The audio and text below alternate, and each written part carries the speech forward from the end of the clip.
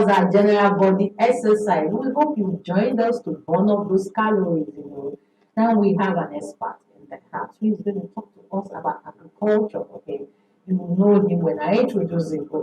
He is engineer Abayomi Onosoya, the global director of African House, and this time we're looking at agriculture as a means for national security. So please join me as I welcome him, Engineer Abayomi. Thank you so much for joining us as always. Thank you very much. Always, and sharing your wealth of experience with us. We appreciate it. Okay, we are talking about agriculture as a means for national security. Briefly, just. Wow. Well, good morning, Abuja. Good morning, Nigeria. Thank you for having me on the show. Agriculture, as we know, is a way, in the simplest term, is basically feeding ourselves. And in a country like Nigeria, where our population keeps increasing, and in fact it's estimated that we're like 200 million plus people, it becomes imperative for us to find an effective way of feeding ourselves and also at the same time keeping ourselves safe. No one can argue that we have security challenges here and there, and we need to look in a strategic way. We have to look at agriculture in a strategic way, such a way that it will feed us and at the same time keep us safe. What do I mean by this? If you take a drive from any major highway in Nigeria, let's say from Abuja to, let's say, Lokoja, which I did last week, by the way, against all advice. Yeah. And then I discovered that when you're on this stretch of highways, what you see left and right are jungles, forests, and thick bushes and whatnot. And my mind, flashes back to my days in Europe and Asia, and you discover that whenever you travel, let's say in Germany, for example, what you see left and right are farms. And you see thousands and thousands of hectares of wheat farm, soybean farm, and whatnot. And I begin to wonder, if we're able to do the same in Africa, in Nigeria, whereby on the highways we have mass cultivation of food across our highways, it will be a way of keeping us safe. You think about it, that imagine you plant cassava on the side of the highway, thousands and thousands of hectares, which criminal will hide in cassava farm or in wheat farm or barley farm? It will not be seen. Thank you. So that begs the question that agriculture also could be a way of keeping us safe, so to say. Not only in terms of the physical security, in terms of food security. Because there's a worrying trend in Nigeria of today where people are being malnutrition. When you see an average person, the person, does not have the right nutrients. We're eating gari. Like this happened in my factory not too long ago. The welder came to do his work in the morning. He said, I'm hungry. So he came with his own mudu of gari and he drank it. And he said, okay, my belly is paining me. I said, what's going on? And the next day, I said, okay, I'm not coming to work. What happened? Ulcer. Because all he's been eating for the past few days, it was gari. And I said, hey, gari is not for the weak stomach. If you're eating gari, there must be something to balance the gari with. So if we're mass producing food, different varieties of food, we will also have that food security, such a way that everybody has nutrition, including children. And this is a worrying trend that we need to actually look at. So agriculture goes beyond just growing and harvesting. It's a way of keeping us safe, and at the same time, we have a food-safe society. Okay, how does promoting agriculture contribute to enhancing the country's national security?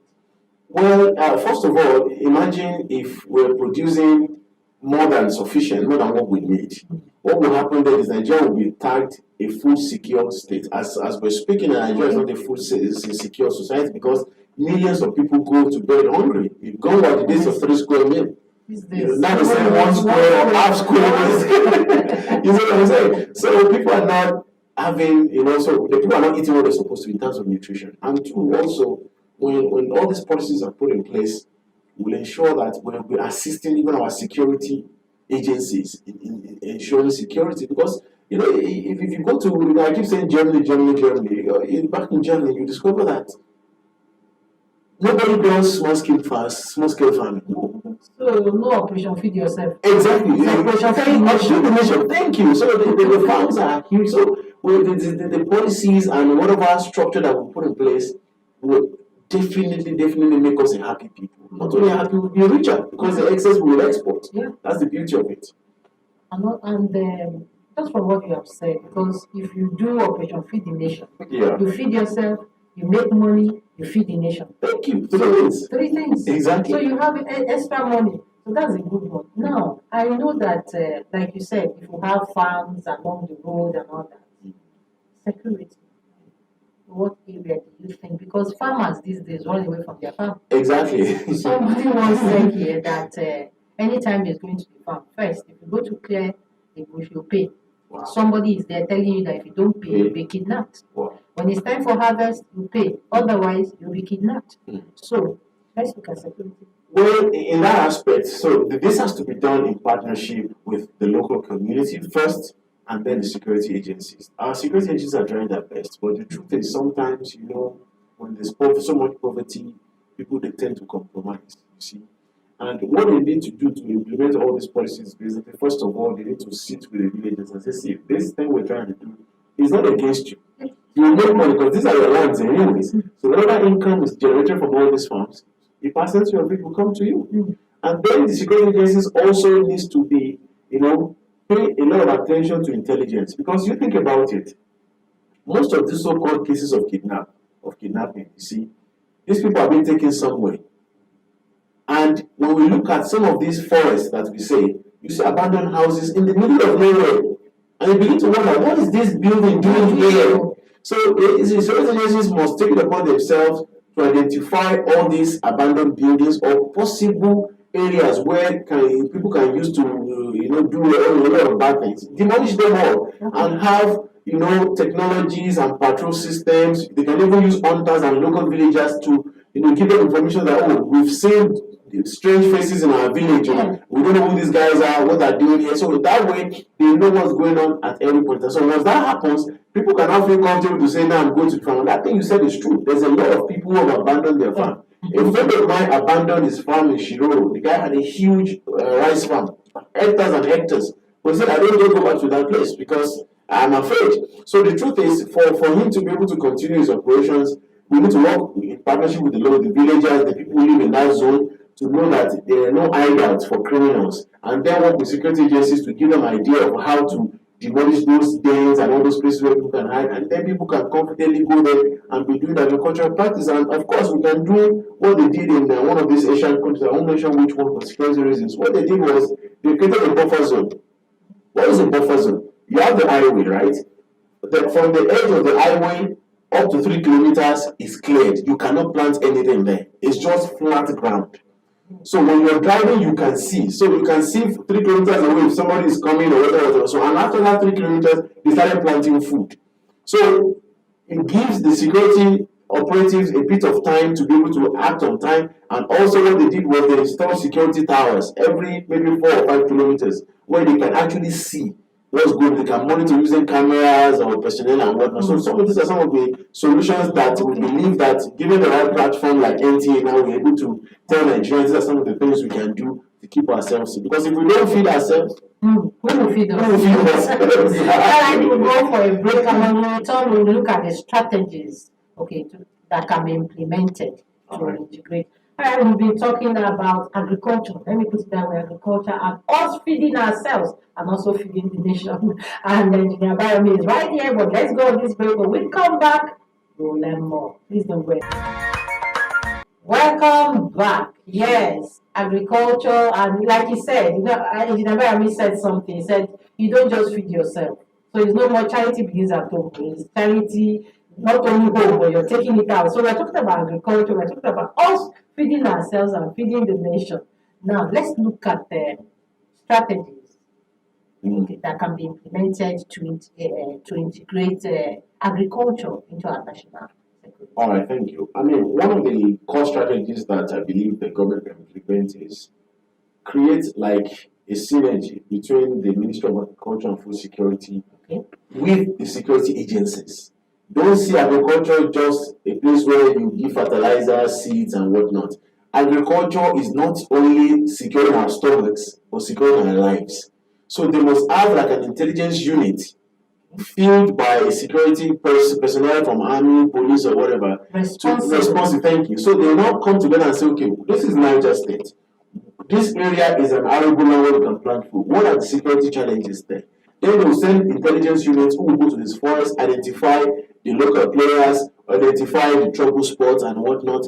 Then you now develop a plan that will work around those challenges. Because you must know what you're facing before you put money and billions into this project. So once that is done, then you eliminate the issues first, and then you start pumping money into this mass cultivation, which also leads us to the second strategy, which involves financing. You cannot tell the villager now and say, okay, I want you to plant all these 5,000 hectares with cassava. From his pocket, how is he going to do that? So that takes us to the financial strategy, which basically it mandates some of these commercial banks and government finance agencies to say, you know what, all this national food security we're looking at involves you to the bankers. Please provide funds to be able to finance tractors, equipment that will clear the land, cultivate the lands, and then also not only cultivating, to be able to take the harvest, process, and store. Because that's one issue we have in Nigeria. We don't store, we just process. Now corn is coming out.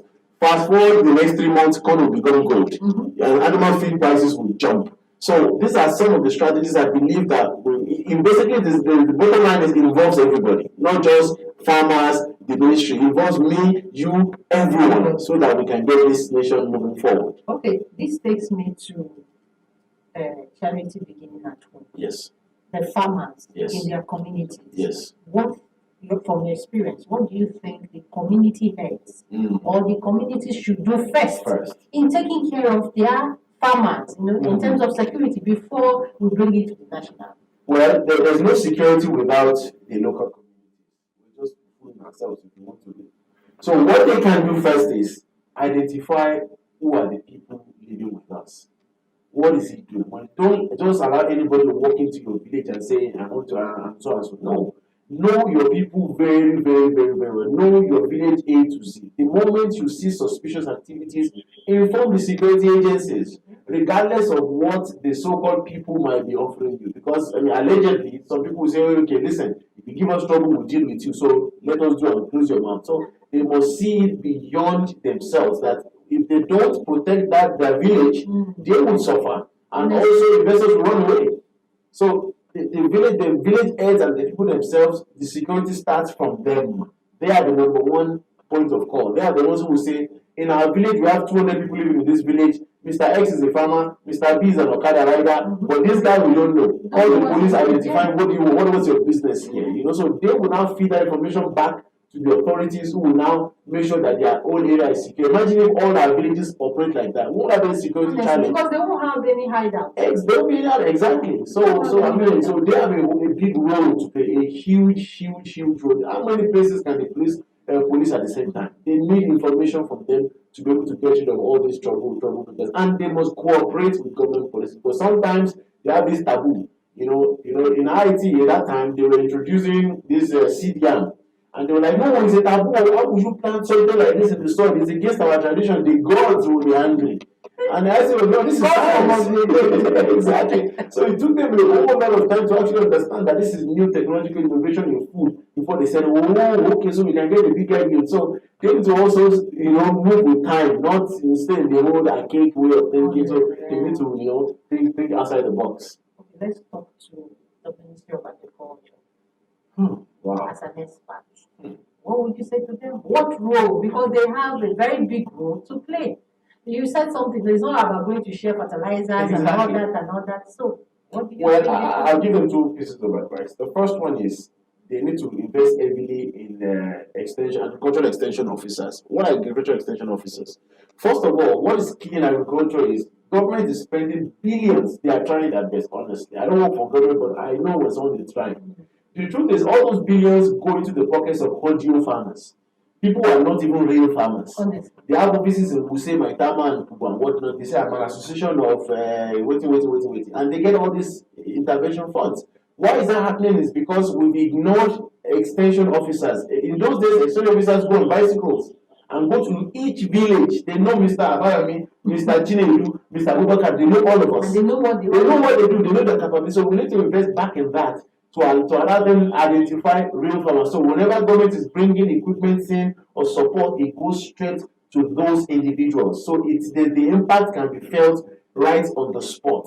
That's number one. And number two, they need to work with the private sector. Like ours. For example, in our organization as Africa House, we've had issues. I don't want to use the word issues now. Where we've said, okay, we want to partner with this agricultural department, not even the federal ministry now. You have equipment, you have this land where you want to cultivate. But yes, the leadership will say, let's do it. It's good. But then you discover that the bureaucratic process will frustrate the private sector. Wow. It would choke you. The guy will say, I've not approved it, so the DG can't do anything. So we need to have this effective way of allowing the private sector partner with government. We can get a land of 2,000 hectares and just cultivate yam or cultivate corn in every federation in the state of the federation. But you discover that there's so many bureaucratic red tapes that makes the private sector investors say, just leave it. Why should I stress myself? Because they've created a bureaucratic civil service, unfortunately, that does not give the boss that autonomy to make strategic decisions without going through so many steps and processes that frustrate you. So they need to look at that aspect. You need the private sector. The ministry cannot do it. It doesn't work. It will not work. So that way we can move forward as a nation and we can feed ourselves. Thank you so much, Engineer. As if we should just continue. Because like I said, your wealth of experience, that's what you're just sharing with us. Yes, thank you so much. Yes, we've been talking about agriculture as a means for national security. From all he has said, all hands need to be on deck. The community, the farmers, the government, and Ministry of Agriculture. You don't just share fertilizers and just let it be. The farmers can't go to the farm because they're scared. So a lot has to be done about security. Okay, it's been Good Morning Abuja. Please don't go anywhere. We'll be right back after this.